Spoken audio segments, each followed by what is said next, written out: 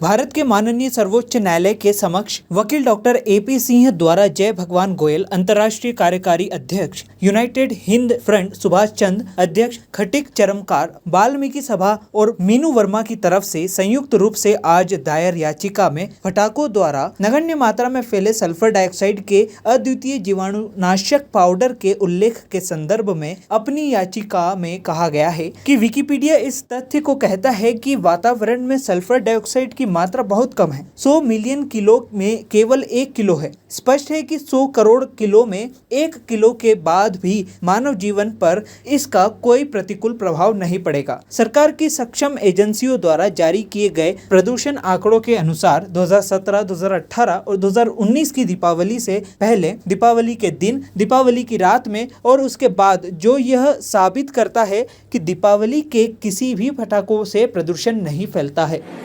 आज माननीय सर्वोच्च न्यायालय में दीपावली पर जो पटाखों पर प्रतिबंध लगाने के संबंध में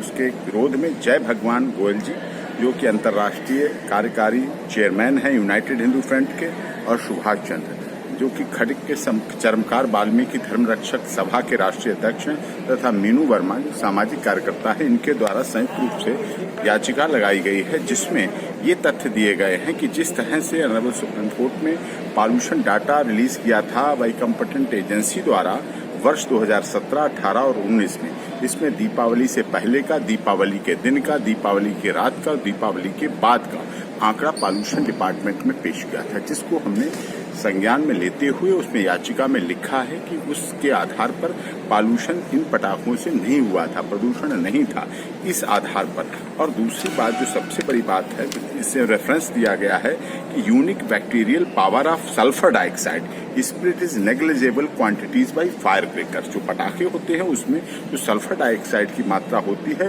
वो कोरोना काल के जिस तरह के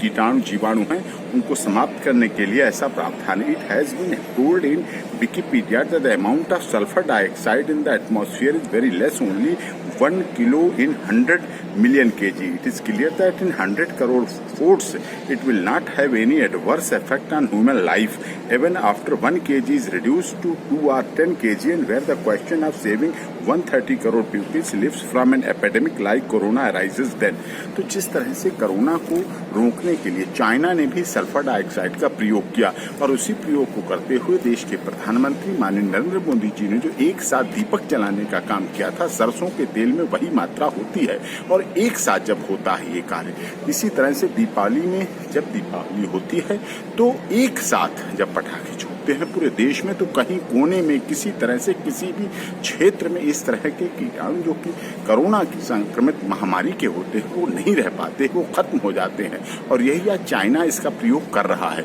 और यही पटाखों से हमारी प्राचीन पद्धति यही रही है, धार्मिक पद्धति भी ये रही है। इस तरह से जो अक्टूबर, सितंबर, अक्टूबर, नवंबर के बीच के मंथ होते हैं, दिन होते हैं, इनमें इस तरह के सल्फर डाइऑक्साइड जो कि प्रयोग होता है पटाखों में, उसके द्वारा कोरोना महामारी के जो जिस तरह के लक्षण को सदैव समाप्त होता है। और जब से ये पटाखों पर प्रतिबंध लगा है उसी के बाद से महामारी फैलने का प्रयास हुआ। इसी बात को लेकर माननीय सर्वोच्च न्यायालय में